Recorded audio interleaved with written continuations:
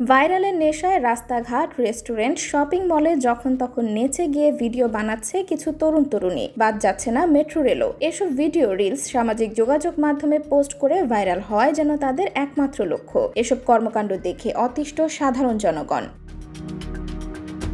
এসব রিলস বানানোর তাণ্ডবে সবচেয়ে বেশি ভুক্তভোগী মেট্রো রেলগুলো। যাত্রীদের অস্বস্তিতে ফেলে মেট্রোতে এমন অদ্ভুত কাণ্ড না করতে বরাবরই কড়াভাবে নিষেধাজ্ঞা দিয়েছে প্রশাসন, কিন্তু তাতে কোনো রকমের বদল ঘটেনি পরিস্থিতির। ফের একই রিলস তাণ্ডব দেখা গেল মেট্রোতে। সম্প্রতি সোশ্যাল মিডিয়ায় আবারও ভাইরাল মেট্রোতে তথাকথিত রিলস নামে বানানোর অদ্ভুত নাচের ভিডিও।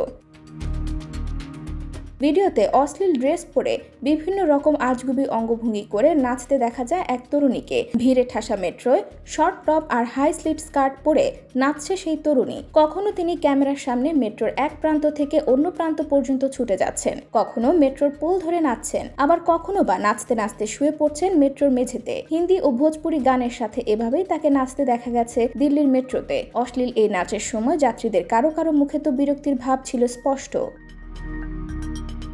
এরপরই মুহূর্তে সেই ভিডিও ভাইরাল হয়ে যায় সোশ্যাল মিডিয়ায়। ভাইরাল এই নাচের ভিডিও দেখে চরম ক্ষুব্ধ নেটিজেনরা। গণপরিবহনে এই ধরনের আচরণ সঠিক নয় তা উল্লেখ করে তরুণীর এসব অশ্লীল কর্মকাণ্ডের শাস্তি দাবি করেছেন তারা। এমনকি ভিডিওতে দিল্লি পুলিশকে ট্যাগ করে তাকে গ্রেফতারের দাবি জানানো হয়েছে। যদিও দিল্লি মেট্রোয় এমন কাণ্ড এই প্রথমবার নয়, আর বারবার নিষেধাজ্ঞা সত্ত্বেও এই অদ্ভুত কাণ্ডগুলো হয়েই যাচ্ছে। তাই সমাজ বিনষ্ট করা এ ধরনের কর্মকাণ্ড বন্ধে কর্তৃপক্ষের যথাযথ পদক্ষেপ নেওয়ার আহ্বান জানিয়েছেন সচেতন সমাজ।